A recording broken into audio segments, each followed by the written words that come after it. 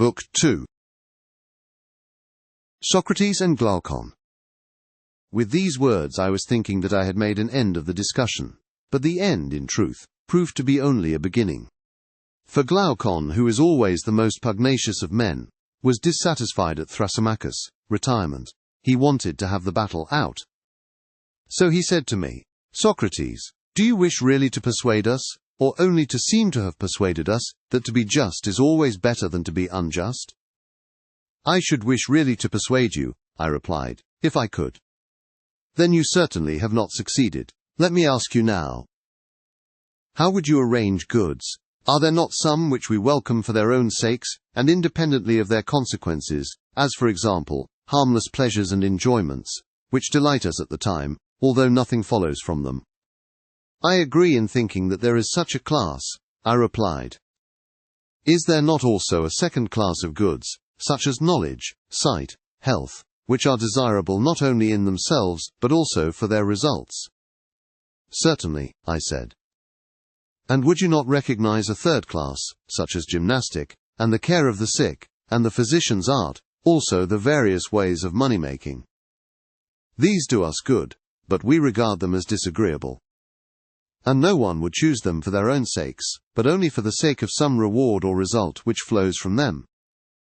"There is," I said, "this third class also. But why do you ask?" "Because I want to know, in which of the three classes you would place justice." "In the highest class," I replied, "among those goods which he who would be happy desires both for their own sake and for the sake of their results. Then the many are of another mind. They think that justice is to be reckoned in the troublesome class, among goods which are to be pursued for the sake of rewards and of reputation, but in themselves are disagreeable, and rather to be avoided. I know," I said, "that this is their manner of thinking, and that this was the thesis which Thrasymachus was maintaining just now, when he censured justice and praised injustice. But I am too stupid to be convinced by him. I wish," he said, "that you would hear me as well as him, and then I shall see whether you and I agree. For Thrasymachus seems to me like a snake, to have been charmed by your voice sooner than he ought to have been. But to my mind the nature of justice and injustice have not yet been made clear. Setting aside their rewards and results, I want to know what they are in themselves, and how they inwardly work in the soul. If you please, then, I will revive the argument of Thrasymachus, and first I will speak of the nature and origin of justice, according to the common view of them.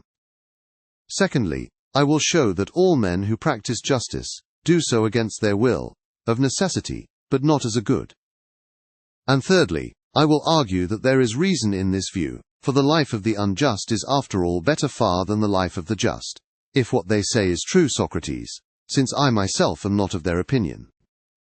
But still, I acknowledge that I am perplexed when I hear the voices of Thrasymachus, and myriads of others dinning in my ears. And on the other hand, I have never yet heard the superiority of justice to injustice maintained by anyone in a satisfactory way. I want to hear justice praised in respect of itself, then I shall be satisfied, and you are the person from whom I think that I am most likely to hear this, and therefore I will praise the unjust life to the utmost of my power, and my manner of speaking will indicate the manner in which I desire to hear you too praising justice and censuring injustice. Will you say whether you approve of my proposal? Indeed I do, nor can I imagine any theme about which a man of sense would oftener wish to converse." "I am delighted," he replied, "to hear you say so, and shall begin by speaking, as I proposed, of the nature and origin of justice. Glaucon, they say that to do injustice is, by nature, good, to suffer injustice, evil, but that the evil is greater than the good. And so when men have both done and suffered injustice, and have had experience of both, not being able to avoid the one and obtain the other, they think that they had better agree among themselves to have neither, hence there arise laws and mutual covenants. And that which is ordained by law is termed by them lawful and just. This they affirm to be the origin and nature of justice.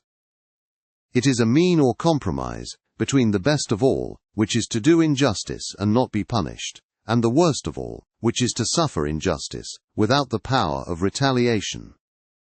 And justice, being at a middle point between the two, is tolerated not as a good, but as the lesser evil, and honored by reason of the inability of men to do injustice. For no man who is worthy to be called a man would ever submit to such an agreement if he were able to resist. He would be mad if he did. Such is the received account, Socrates, of the nature and origin of justice. Now that those who practice justice do so involuntarily, and because they have not the power to be unjust, will best appear if we imagine something of this kind. Having given both to the just and the unjust power to do what they will, let us watch and see whither desire will lead them. Then we shall discover in the very act the just and unjust man to be proceeding along the same road, following their interest, which all natures deem to be their good, and are only diverted into the path of justice by the force of law. The liberty which we are supposing may be most completely given to them in the form of such a power as is said to have been possessed by Gyges, the ancestor of Croesus the Lydian. According to the tradition, Gyges was a shepherd in the service of the king of Lydia. There was a great storm, and an earthquake made an opening in the earth at the place where he was feeding his flock. Amazed at the sight, he descended into the opening, where, among other marvels, he beheld a hollow brazen horse, having doors, at which he, stooping and looking in, saw a dead body of stature, as appeared to him, more than human, and having nothing on but a gold ring. This he took from the finger of the dead, and reascended. Now the shepherds met together, according to custom, that they might send their monthly report about the flocks to the king. Into their assembly he came, having the ring on his finger, and as he was sitting among them he chanced to turn the collet of the ring inside his hand, when instantly he became invisible to the rest of the company, and they began to speak of him as if he were no longer present. He was astonished at this, and again touching the ring, he turned the collet outwards and reappeared. He made several trials of the ring, and always with the same result.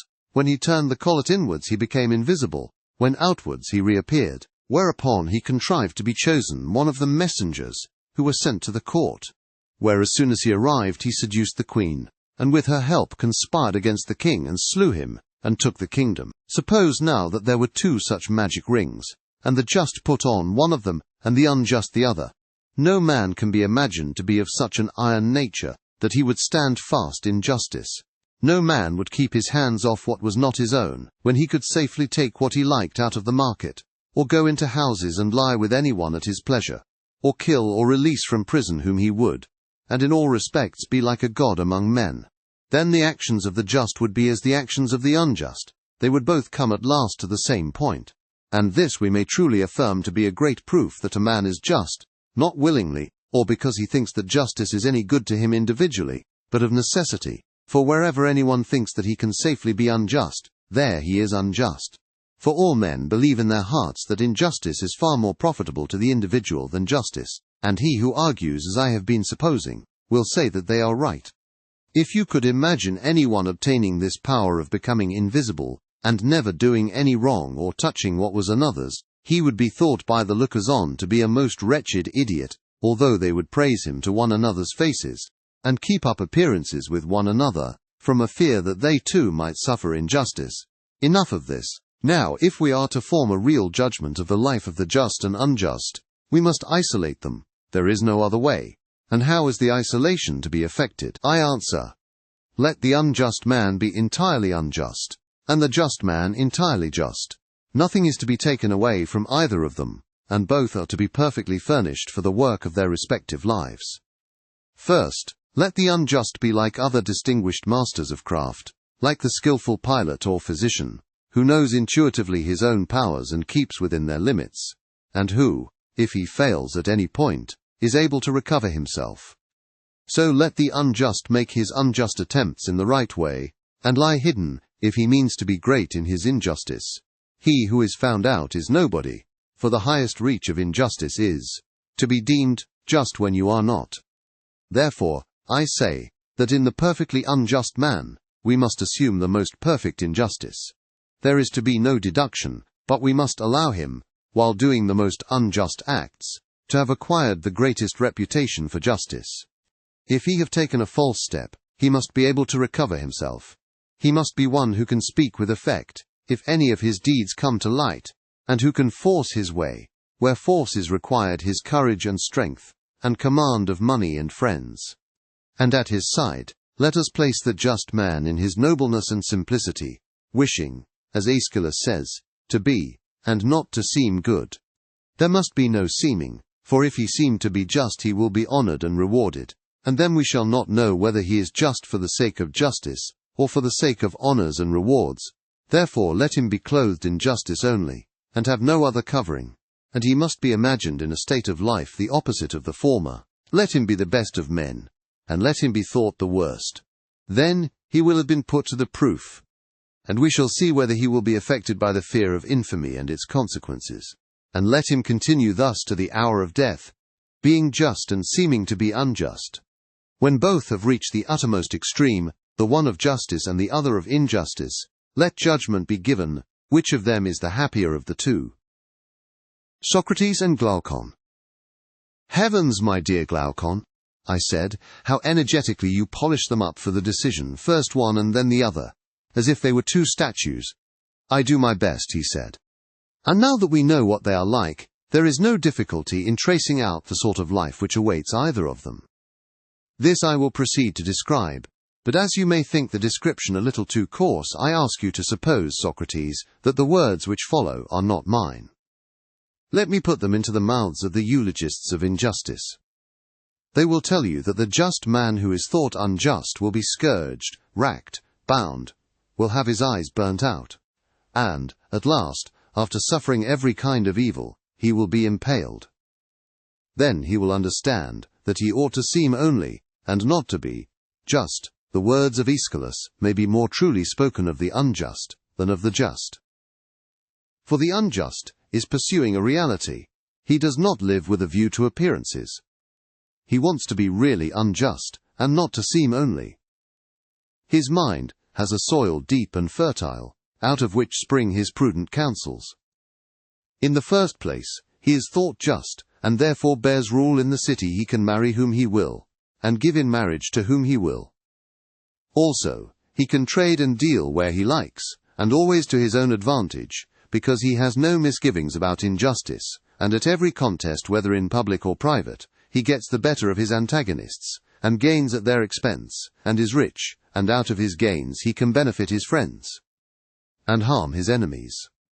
Moreover, he can offer sacrifices, and dedicate gifts to the gods, abundantly and magnificently, and can honor the gods, or any man whom he wants to honor, in a far better style than the just, and therefore he is likely to be dearer than they are to the gods. And thus, Socrates, gods and men are said to unite in making the life of the unjust better than the life of the just. Adeimantus. Socrates. I was going to say something in answer to Glaucon, when Adeimantus, his brother, interposed. Socrates, he said, you do not suppose that there is nothing more to be urged? Why, what else is there? I answered. The strongest point of all has not been even mentioned, he replied. Well then, according to the proverb, let brother help brother. If he fails in any part, do you assist him, although I must confess that Glaucon has already said quite enough to lay me in the dust, and take from me the power of helping justice. Adeimantus, nonsense, he replied. But let me add something more. There is another side to Glaucon's argument about the praise and censure of justice and injustice, which is equally required in order to bring out what I believe to be his meaning. Parents and tutors are always telling their sons and their wards that they are to be just. But why? Not for the sake of justice, but for the sake of character and reputation, in the hope of obtaining for him who is reputed just some of those offices, marriages, and the like, which Glaucon has enumerated among the advantages accruing to the unjust from the reputation of justice. More, however, is made of appearances by this class of persons than by the others, for they throw in the good opinion of the gods, and will tell you of a shower of benefits which the heavens, as they say, rain upon the pious. And this accords with the testimony of the noble Hesiod and Homer, the first of whom says that the gods make the oaks of the just to hear acorns at their summit, and bees' eye the middle, and the sheep the bowed down red with the bowed down pulle with the blessings of a like kind are provided for them. And Homer has a very similar strain, for he speaks of one whose fame is as the fame of some blameless king, who, like a god, maintains justice, to whom the black earth brings forth wheat and barley, whose trees are bowed with fruit, and his sheep never fail to bear, and the sea gives him fish. Still grander are the gifts of heaven which Musaeus and his son vouchsafe to the just. They take them down into the world below, where they have the saints lying on couches at a feast, everlastingly drunk, crowned with garlands. Their idea seems to be that an immortality of drunkenness is the highest meed of virtue. Some extend their rewards yet further. The posterity, as they say, of the faithful and just shall survive to the third and fourth generation. This is the style in which they praise justice. But about the wicked there is another strain. They bury them in a slough in Hades, and make them carry water in a sieve also, while they are yet living. They bring them to infamy, and inflict upon them the punishments which Glaucon described as the portion of the just, who are reputed to be unjust. Nothing else does their invention supply. Such is their manner of praising the one and censuring the other. Once more, Socrates, I will ask you to consider another way of speaking about justice and injustice, which is not confined to the poets, but is found in prose writers. The universal voice of mankind is always declaring that justice and virtue are honorable, but grievous and toilsome, and that the pleasures of vice and injustice are easy of attainment, and are only censured by law and opinion. They say also that honesty is for the most part less profitable than dishonesty, and they are quite ready to call wicked men happy, and to honor them both in public and private when they are rich or in any other way influential, while they despise and overlook those who may be weak and poor, even though acknowledging them to be better than the others. But most extraordinary of all is their mode of speaking about virtue and the gods. They say that the gods apportion calamity and misery to many good men, and good and happiness to the wicked. And mendicant prophets go to rich men's doors and persuade them that they have a power committed to them by the gods of making an atonement for a man's own or his ancestors' sins, by sacrifices or charms, with rejoicings and feasts. And they promise to harm an enemy, whether just or unjust, at a small cost, with magic arts and incantations, binding heaven, as they say, to execute their will. And the poets are the authorities to whom they appeal, now smoothing the path of vice with the words of Hesiod. Vice may be had in abundance without trouble. The way is smooth, and her dwelling place is near. But before virtue, the gods have set toil, and a tedious and uphill road. Then citing Homer as a witness that the gods may be influenced by men, for he also says, the gods too may he turn from their purpose. And men pray to them and avert their wrath by sacrifices and soothing entreaties, and by libations and the odor of fat, when they have sinned and transgressed. And they produce a host of books, written by Musaeus and Orpheus, who were children of the moon and the muses. That is what they say, according to which they perform their ritual, and persuade not only individuals but whole cities, that expiations and atonements for sin may be made by sacrifices and amusements, which fill a vacant hour, and are equally at the service of the living and the dead. The latter sort they call mysteries, and they redeem us from the pains of hell, but if we neglect them no one knows what awaits us. He proceeded, and now when the young hear all this said about virtue and vice and the way in which gods and men regard them, how are their minds likely to be affected, my dear Socrates? Those of them I mean who are quick-witted, and like bees on the wing light on every flower, and from all that they hear, are prone to draw conclusions as to what manner of persons they should be, and in what way they should walk if they would make the best of life. Probably the youth will say to himself in the words of Pindar, can I by justice or by crooked ways of deceit ascend a loftier tower which may he a fortress to me all my days? For what men say is that, if I am really just and am not also thought just profit there is none, but the pain and loss on the other hand are unmistakable.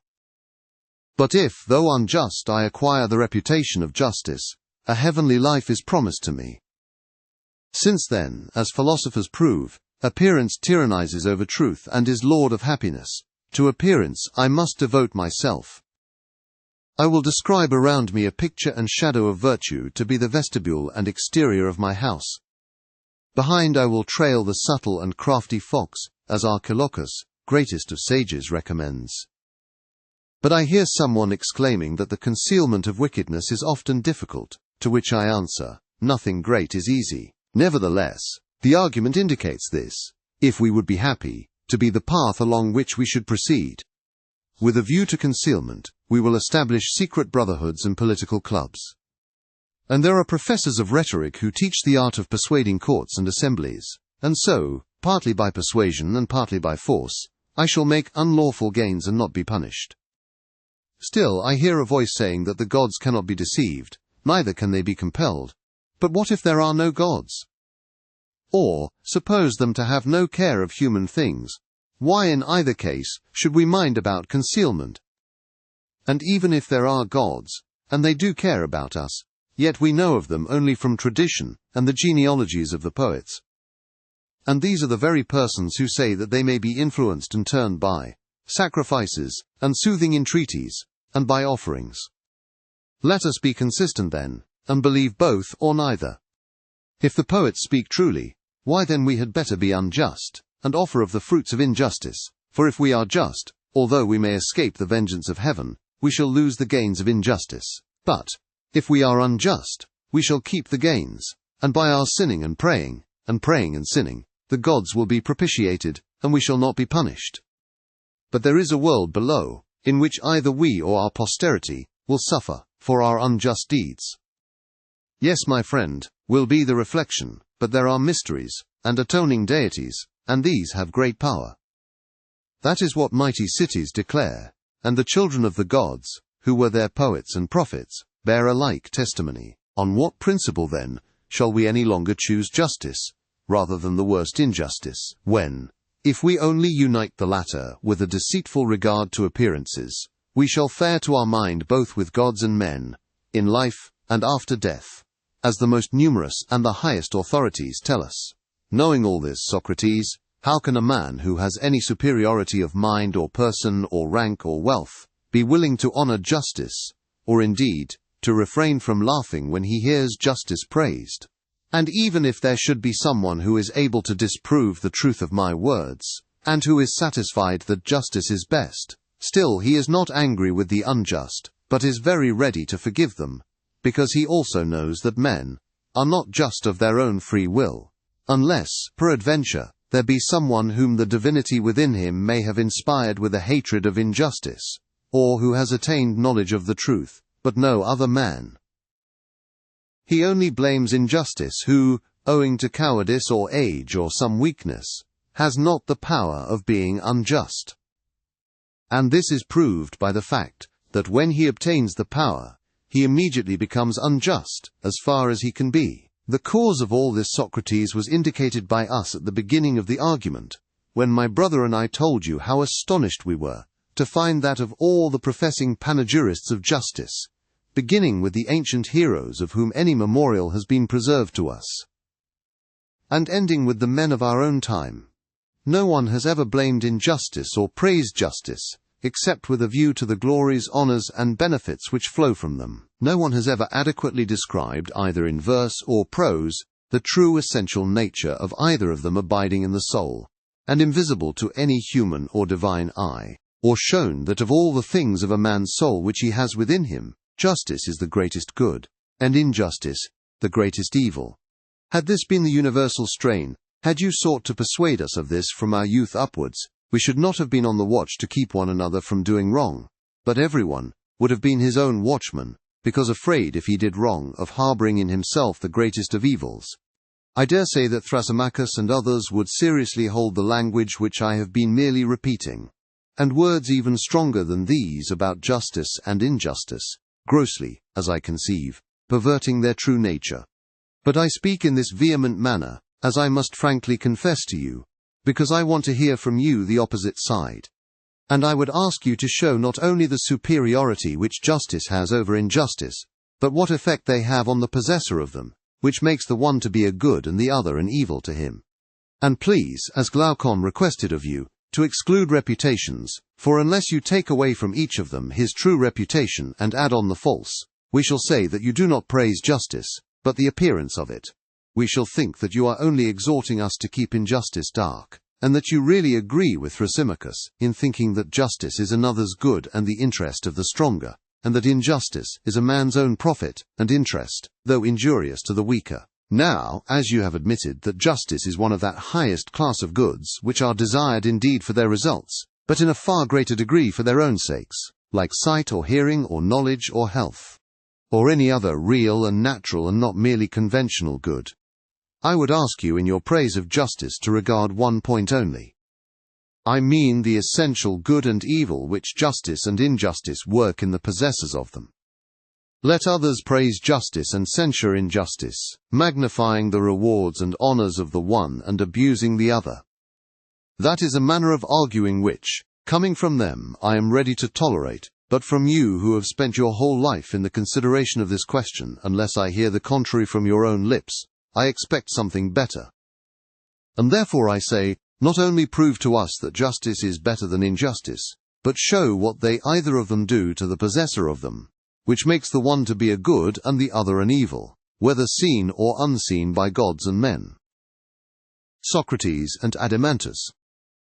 I had always admired the genius of Glaucon and Adeimantus, but on hearing these words I was quite delighted, and said, Sons of an illustrious father, that was not a bad beginning of the elegiac verses, which the admirer of Glaucon made in honor of you, after you had distinguished yourselves at the battle of Megara. Sons of Ariston, he sang, divine offspring of an illustrious hero. The epithet is very appropriate. For there is something truly divine in being able to argue as you have done for the superiority of injustice, and remaining unconvinced by your own arguments. And I do believe that you are not convinced. This I infer from your general character, for had I judged only from your speeches I should have mistrusted you. But now the greater my confidence in you, the greater is my difficulty in knowing what to say, for I am in a strait between two.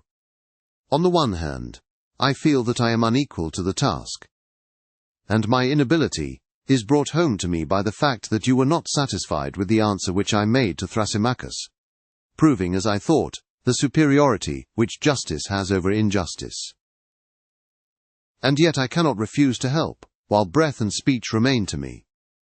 I am afraid that there would be an impiety in being present when justice is evil spoken of, and not lifting up a hand in her defense. And therefore I had best give such help as I can. Glaucon and the rest entreated me by all means not to let the question drop, but to proceed in the investigation. They wanted to arrive at the truth, first, about the nature of justice and injustice, and secondly, about their relative advantages. I told them what I really thought, that the inquiry would be of a serious nature, and would require very good eyes.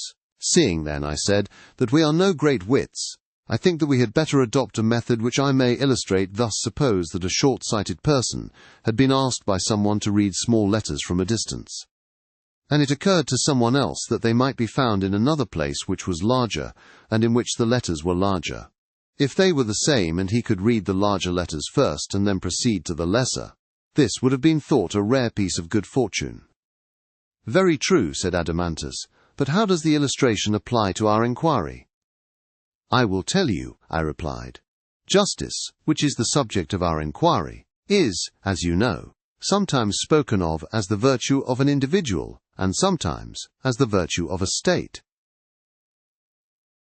True, he replied. And is not a state larger than an individual? It is. Then, in the larger, the quantity of justice is likely to be larger, and more easily discernible. I propose, therefore, that we inquire into the nature of justice and injustice, first as they appear in the state, and secondly in the individual, proceeding from the greater to the lesser, and comparing them. That, he said, is an excellent proposal. And if we imagine the state in process of creation, we shall see the justice and injustice of the state in process of creation also.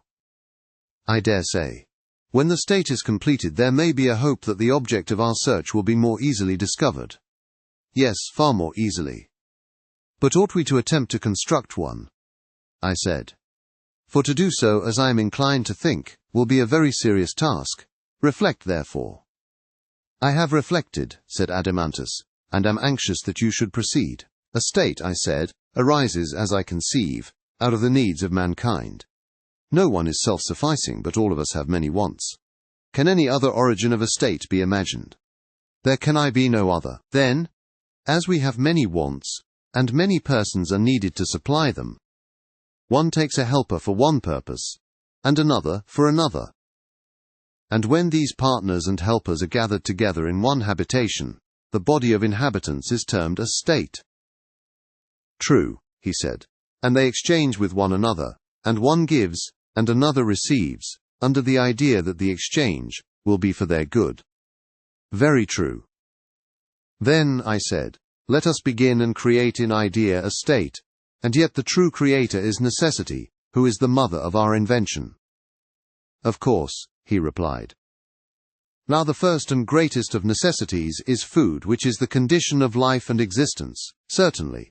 The second is a dwelling, and the third clothing, and the like. True. And now let us see how our city will be able to supply this great demand. We may suppose that one man is a husbandman, another a builder, someone else a weaver. Shall we add to them a shoemaker, or perhaps some other purveyor to our bodily wants? Quite right. The barest notion of a state must include 4 or 5 men. Clearly. And how will they proceed? Will each bring the result of his labors into a common stock? The individual husbandman, for example, producing for 4, and laboring 4 times as long and as much as he need in the provision of food with which he supplies others as well as himself. Or will he have nothing to do with others and not be at the trouble of producing for them, but provide for himself alone 1/4 of the food in 1/4 of the time, and in the remaining 3/4 of his time be employed in making a house, or a coat, or a pair of shoes? Having no partnership with others but supplying himself all his own wants, Adeimantus thought that he should aim at producing food only, and not at producing everything. Probably, I replied, that would be the better way, and when I hear you say this, I am myself reminded that we are not all alike. There are diversities of natures among us, which are adapted to different occupations. Very true. And will you have a work better done when the workman has many occupations, or when he has only one? When he has only one. Further, there can be no doubt that a work is spoilt when not done at the right time. No doubt. For business is not disposed to wait until the doer of the business is at leisure, but the doer must follow up what he is doing and make the business his first object. He must. And if so, we must infer that all things are produced more plentifully and easily, and of a better quality, when one man does one thing which is natural to him, and does it at the right time, and leaves other things. Undoubtedly, then more than 4 citizens will be required, for the husbandman will not make his own plough or mattock, or other implements of agriculture, if they are to be good for anything. Neither will the builder make his tools, and he too needs many, and in like manner the weaver and shoemaker. True. Then carpenters and smiths, and many other artisans will be sharers in our little state, which is already beginning to grow. True. Yet even if we add neathers, shepherds, and other herdsmen, in order that our husbandmen may have oxen to plough with, and builders as well as husbandmen may have draught cattle, and curriers and weavers fleeces and hides, still, our state will not be very large. That is true. Yet neither will it be a very small state which contains all these. Then again, there is the situation of the city. To find a place where nothing need be imported is well nigh impossible. Impossible. Then there must be another class of citizens who will bring the required supply from another city. There must. But if the trader goes empty-handed, having nothing which they require who would supply his need, he will come back empty-handed. That is certain. And therefore what they produce at home must be not only enough for themselves, but such both in quantity and quality, as to accommodate those from whom their wants are supplied. Very true, then more husbandmen and more artisans will be required. They will, not to mention the importers and exporters, who are called merchants, yes. Then we shall want merchants? We shall. And if merchandise is to be carried over the sea, skillful sailors will also be needed, and in considerable numbers. Yes, in considerable numbers. Then, again, within the city, how will they exchange their productions? To secure such an exchange was, as you will remember, one of our principal objects when we formed them into a society, and constituted a state. Clearly they will buy and sell. Then they will need a marketplace, and a money token for purposes of exchange, certainly. Suppose now that a husbandman, or an artisan, brings some production to market, and he comes at a time when there is no one to exchange with him. Is he to leave his calling and sit idle in the marketplace? Not at all. He will find people there who, seeing the want, undertake the office of salesmen, In well-ordered states they are commonly those who are the weakest in bodily strength, and therefore of little use for any other purpose.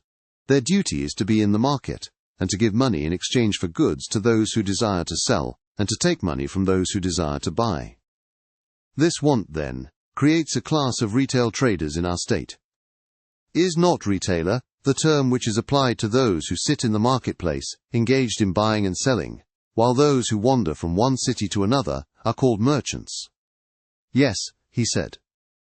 And there is another class of servants, who are intellectually hardly on the level of companionship.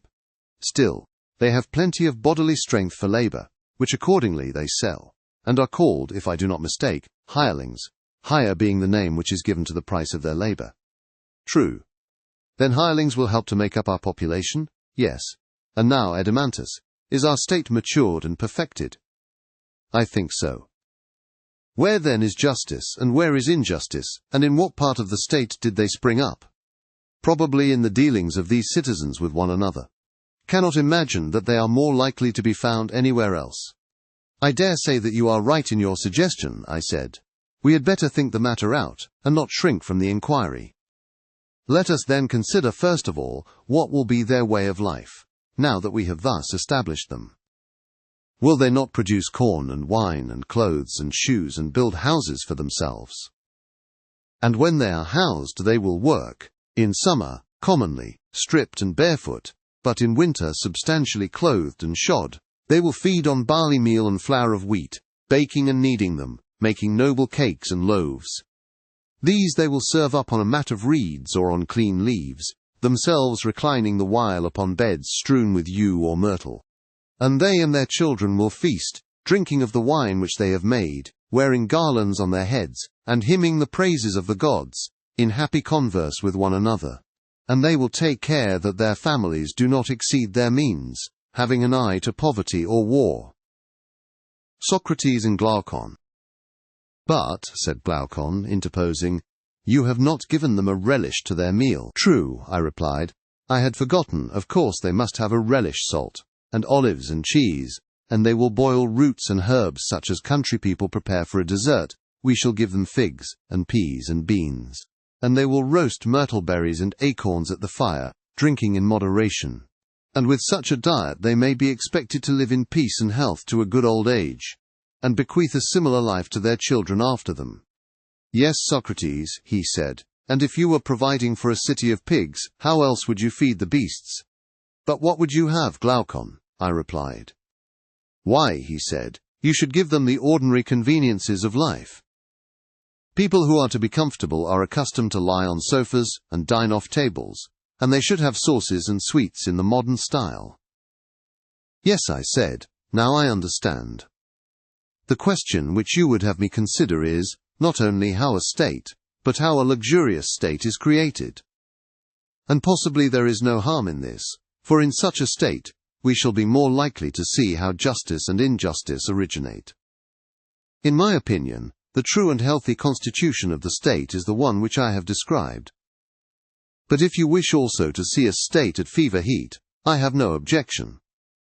For I suspect that many will not be satisfied with the simpler way. They will be for adding sofas, and tables, and other furniture, also dainties and perfumes, and incense, and courtesans, and cakes, all these not of one sort only, but in every variety. We must go beyond the necessaries of which I was at first speaking, such as houses and clothes and shoes. The arts of the painter and the embroiderer will have to be set in motion, and gold and ivory and all sorts of materials must be procured. True, he said. Then we must enlarge our borders, for the original healthy state is no longer sufficient. Now will the city have to fill and swell with a multitude of callings, which are not required by any natural want, such as the whole tribe of hunters and actors, of whom one large class have to do with forms and colours. Another will be the votaries of music, poets and their attendant train of rhapsodists, players, dancers, contractors, also makers of divers kinds of articles, including women's dresses. And we shall want more servants. Will not tutors be also in request, and nurses wet and dry, tire-women and barbers, as well as confectioners and cooks, and swineherds too, who were not needed, and therefore had no place in the former edition of our state, but are needed now? They must not be forgotten, and there will be animals of many other kinds if people eat them. Certainly. And living in this way we shall have much greater need of physicians than before? Much greater. And the country which was enough to support the original inhabitants will be too small now, and not enough. Quite true. Then a slice of our neighbors' land will be wanted by us for pasture and tillage, and they will want a slice of ours, if, like ourselves, they exceed the limit of necessity, and give themselves up to the unlimited accumulation of wealth.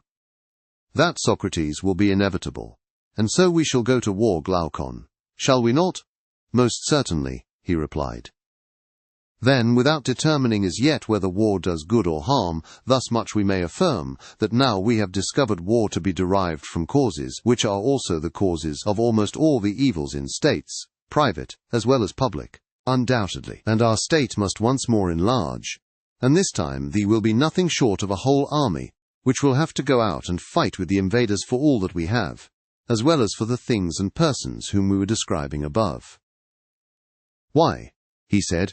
Are they not capable of defending themselves? No, I said. Not if we were right in the principle which was acknowledged by all of us when we were framing the state. The principle, as you will remember, was that one man cannot practice many arts with success. Very true, he said. But is not war an art? Certainly. And an art requiring as much attention as shoemaking? Quite true. And the shoemaker was not allowed by us to be husbandman, or a weaver, a builder, in order that we might have our shoes well made. But to him, and to every other worker, was assigned one work for which he was by nature fitted, and at that he was to continue working all his life long, and at no other. He was not to let opportunities slip, and then he would become a good workman. Now nothing can be more important than that the work of a soldier should be well done. But is war an art so easily acquired, that a man may be a warrior who is also a husbandman, or shoemaker, or other artisan? Although no one in the world would be a good dice or draught player, who merely took up the game as a recreation, and had not from his earliest years devoted himself to this and nothing else. No tools will make a man a skilled workman or master of defense, nor be of any use to him who has not learned how to handle them, and has never bestowed any attention upon them. How then will he who takes up a shield or other implement of war become a good fighter, all in a day, whether with heavy-armed or any other kind of troops? Yes, he said, the tools which would teach men their own use would be beyond price. And the higher the duties of the guardian, I said, the more time and skill and art and application will be needed by him. No doubt, he replied. Will he not also require natural aptitude for his calling? Certainly. Then it will be our duty to select, if we can, natures which are fitted for the task of guarding the city. It will, and the selection will be no easy matter, I said. But we must be brave and do our best. We must. Is not the noble youth very like a well-bred dog in respect of guarding and watching? What do you mean? I mean that both of them ought to be quick to see, and swift to overtake the enemy when they see him, and strong too if, when they have caught him, they have to fight with him. All these qualities, he replied, will certainly be required by them. Well, and your guardian must be brave if he is to fight well. Certainly. And is he likely to be brave who has no spirit, whether horse or dog, or any other animal? Have you never observed how invincible and unconquerable is spirit, and how the presence of it makes the soul of any creature to be absolutely fearless and indomitable? I have. Then now we have a clear notion of the bodily qualities which are required in the guardian. True. And also of the mental ones. His soul is to be full of spirit, yes. But are not these spirited natures apt to be savage with one another, and with everybody else? A difficulty by no means easy to overcome, he replied. Whereas, I said, they ought to be dangerous to their enemies, and gentle to their friends. If not, they will destroy themselves, without waiting for their enemies to destroy them. True, he said. What is to be done then? I said, how shall we find a gentle nature which has also a great spirit, for the one is the contradiction of the other? True, he will not be a good guardian who is wanting in either of these two qualities, and yet the combination of them appears to be impossible, and hence we must infer that to be a good guardian is impossible. I am afraid that what you say is true, he replied. Here, feeling perplexed, I began to think over what had preceded. My friend, I said, no wonder that we are in a perplexity, for we have lost sight of the image which we had before us. What do you mean? He said. I mean to say that there do exist natures gifted with those opposite qualities, and where do you find them? Many animals, I replied, furnish examples of them. Our friend the dog is a very good one.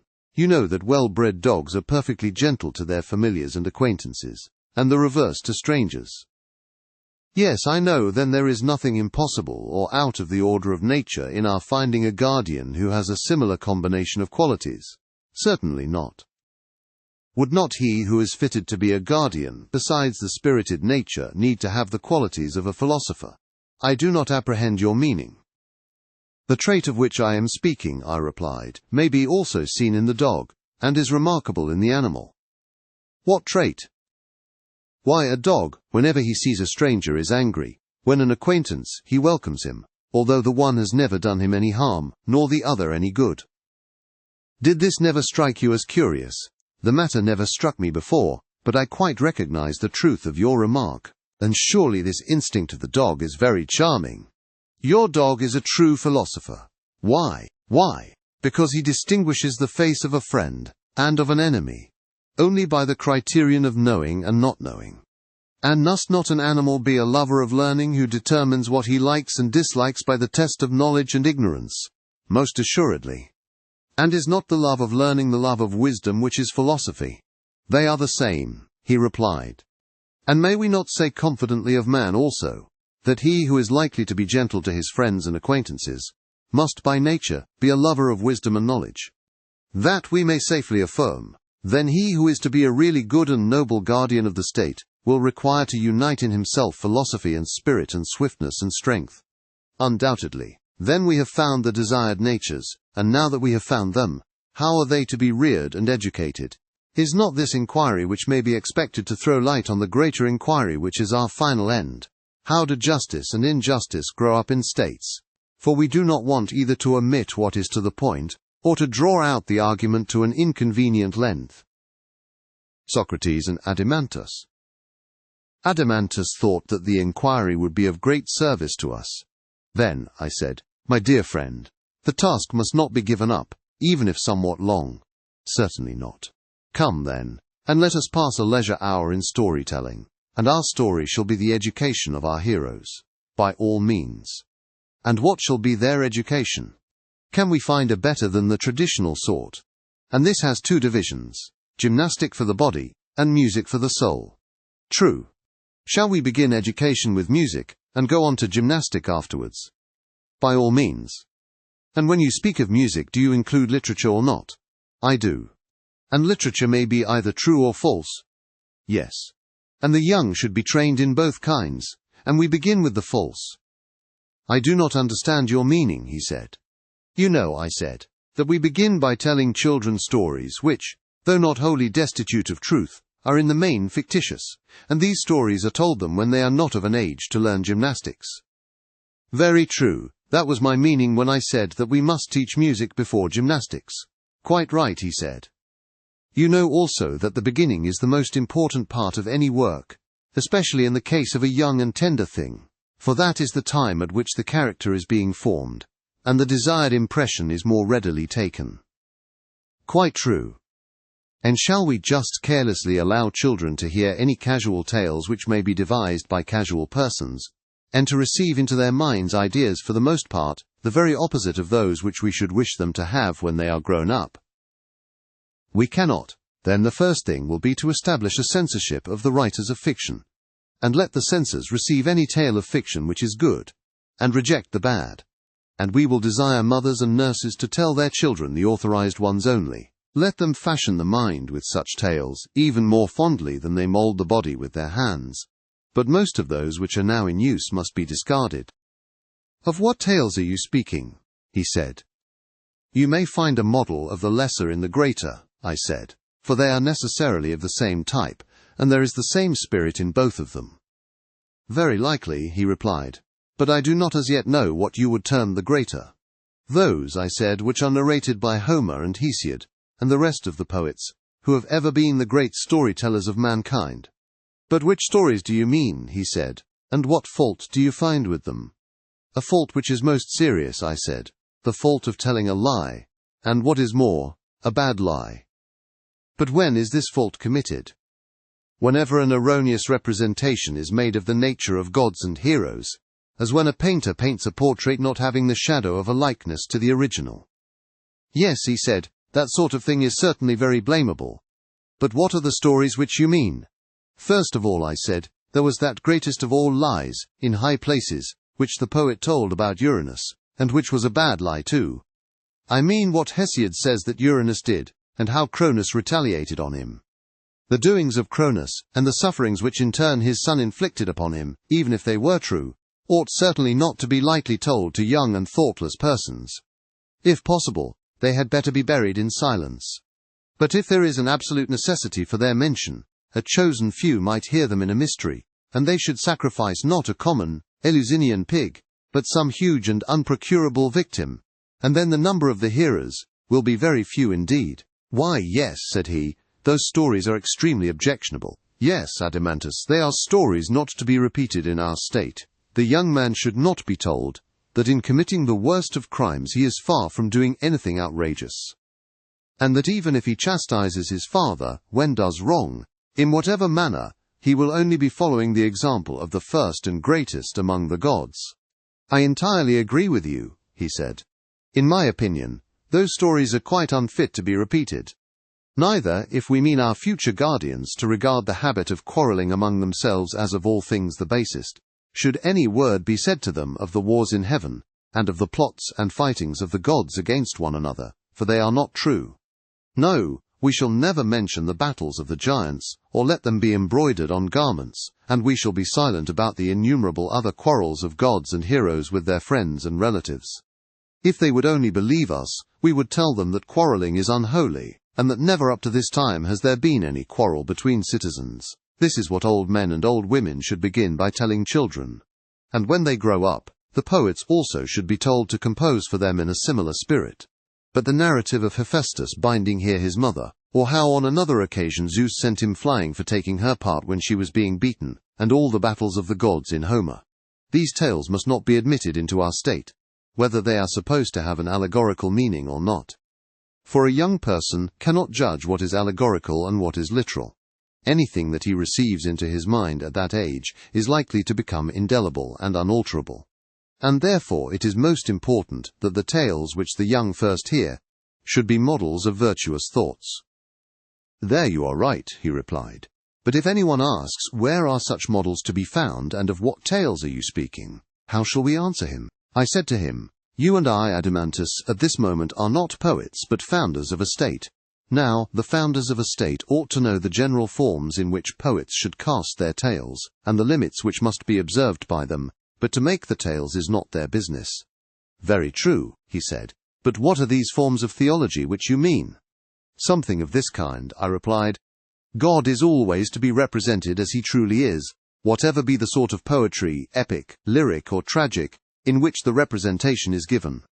"Right, and is he not truly good, and must he not be represented as such?" "Certainly." "And no good thing is hurtful?" "No, indeed. And that which is not hurtful hurts not?" "Certainly not. And that which hurts not does no evil?" "No. And can that which does no evil be a cause of evil?" "Impossible." "And the good is advantageous?" "Yes." "And therefore the cause of well-being?" "Yes." "It follows therefore that the good is not the cause of all things, but of the good only?" "Assuredly." "Then God, if he be good, is not the author of all things, as the many assert, but he is the cause of a few things only, and not of most things that occur to men. For few are the goods of human life, and many are the evils, and the good is to be attributed to God alone. Of the evils the causes are to be sought elsewhere, and not in him." "That appears to me to be most true," he said. "Then we must not listen to Homer or to any other poet who is guilty of the folly of saying that two casks lie at the threshold of Zeus, full of lots, one of good, the other of evil lots. And that he to whom Zeus gives a mixture of the two sometimes meets with evil fortune, at other times with good. But that he to whom is given the cup of unmingled ill, him wild hunger drives o'er the beauteous earth. And again Zeus, who is the dispenser of good and evil to us. And if anyone asserts that the violation of oaths and treaties, which was really the work of Pandarus, was brought about by Athene and Zeus, or that the strife and contention of the gods was instigated by Themis and Zeus, he shall not have our approval. Neither will we allow our young men to hear the words of Aeschylus, that God plants guilt among men when he desires utterly to destroy a house. And if a poet writes of the sufferings of Niobe, the subject of the tragedy in which these iambic verses occur, or of the house of Pelops, or of the Trojan War, or on any similar theme, either we must not permit him to say that these are the works of God, or if they are of God, he must devise some explanation of them such as we are seeking. He must say that God did what was just and right, and they were the better for being punished, but that those who are punished are miserable, and that God is the author of their misery. The poet is not to be permitted to say, though he may say that the wicked are miserable, because they require to be punished, and are benefited by receiving punishment from God, but that God being good is the author of evil to anyone, is to be strenuously denied, and not to be said or sung or heard in verse or prose by anyone, whether old or young, in any well-ordered commonwealth. Such a fiction is suicidal, ruinous, impious. I agree with you, he replied, and am ready to give my assent to the law. Let this then be one of our rules and principles concerning the gods, to which our poets and reciters will be expected to conform, that God is not the author of all things, but of good only. That will do, he said. And what do you think of a second principle? Shall I ask you whether God is a magician, and of a nature to appear insidiously now in one shape, and now in another, sometimes himself changing and passing into many forms, sometimes deceiving us with the semblance of such transformations? Or is he one and the same, immutably fixed in his own proper image? I cannot answer you, he said, without more thought. Well, I said, but if we suppose a change in anything, that change must be effected either by the thing itself, or by some other thing. Most certainly. And things which are at their best are also least liable to be altered or discomposed. For example, when healthiest and strongest, the human frame is least liable to be affected by meats and drinks, and the plant which is in the fullest vigor also suffers least from winds or the heat of the sun, or any similar causes. Of course, and will not the bravest and wisest soul be least confused or deranged by any external influence? True. And the same principle, as I should suppose, applies to all composite things. Furniture, houses, garments, when good and well made, they are least altered by time and circumstances. Very true. Then everything which is good, whether made by art or nature, or both, is least liable to suffer change from without. True. But surely God and the things of God are in every way perfect. Of course they are. Then he can hardly be compelled by external influence to take many shapes. He cannot. But may he not change and transform himself? Clearly, he said, that must be the case if he is changed at all. And will he then change himself for the better and fairer? Or for the worse and more unsightly? If he change at all, he can only change for the worse, for we cannot suppose him to be deficient either in virtue or beauty. Very true, Adamantus. But then, would anyone, whether God or man, desire to make himself worse? Impossible.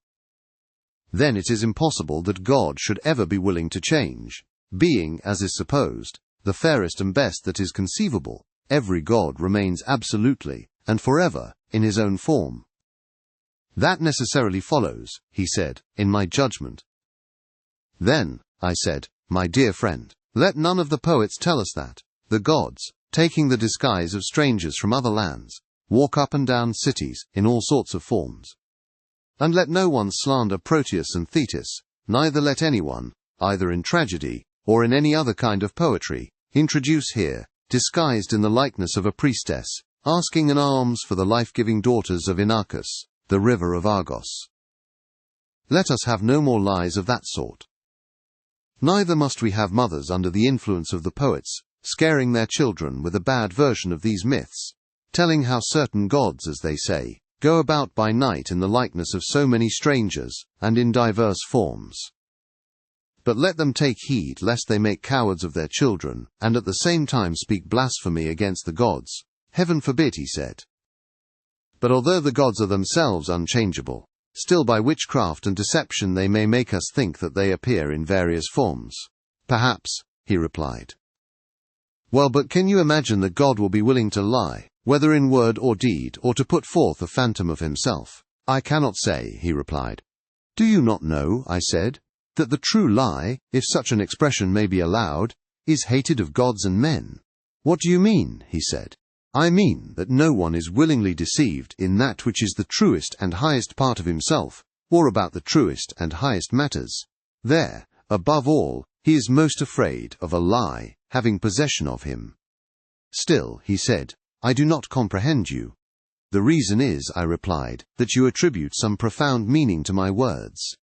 But I am only saying that deception, or being deceived or uninformed about the highest realities in the highest part of themselves, which is the soul, and in that part of them to have and to hold the lie, is what mankind least like. That, I say, is what they utterly detest.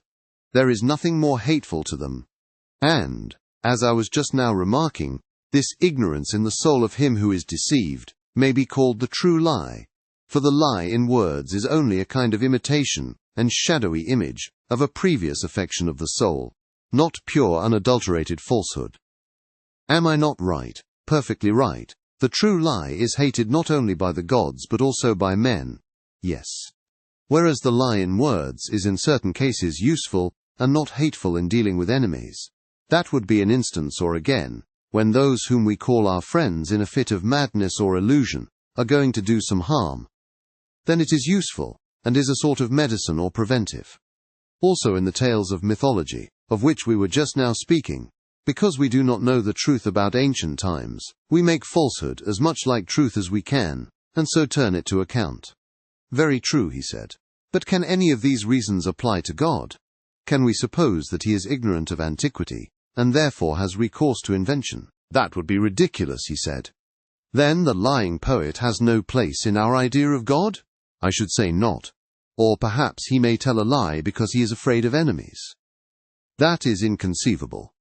But he may have friends who are senseless or mad. But no mad or senseless person can be a friend of God. Then no motive can be imagined why God should lie? None whatever. Then the superhuman and divine is absolutely incapable of falsehood. Yes. Then is God perfectly simple and true both in word and deed. He changes not. He deceives not, either by sign or word, by dream or waking vision. Your thoughts, he said, are the reflection of my own. You agree with me then, I said, that this is the second type or form in which we should write and speak about divine things. The gods are not magicians who transform themselves, neither do they deceive mankind in any way. I grant that. Then, although we are admirers of Homer, we do not admire the lying dream which Zeus sends to Agamemnon. Neither will we praise the verses of Aeschylus, in which Thetis says that Apollo, at her nuptials, was celebrating in song her fair progeny, whose days were to he long, and to know no sickness. And when he had spoken of my lot, as in all things blessed of heaven, he raised a note of triumph, and cheered my soul. And I thought that the word of Phoebus being divine and full of prophecy, would not fail. And now he himself who uttered the strain, he who was present at the banquet, and who said this, he it is who has slain my son. These are the kind of sentiments about the gods which will arouse our anger, and he who utters them shall be refused a chorus.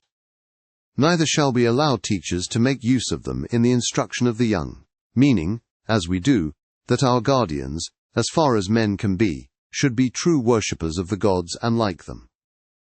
I entirely agree, be said, in these principles, and promise to make them my laws.